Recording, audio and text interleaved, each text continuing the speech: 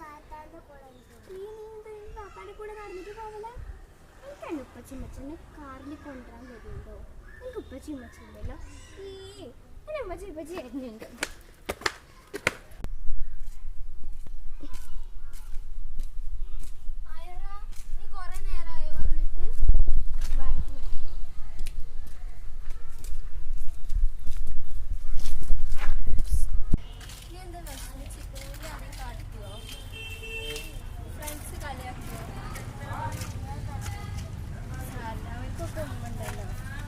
ഞാനും എനിക്ക് നീയാണ് കേട്ടോ. പിന്നെ നമുക്ക് കഞ്ഞി അച്ചാറുണ്ട്, നമുക്ക് അത്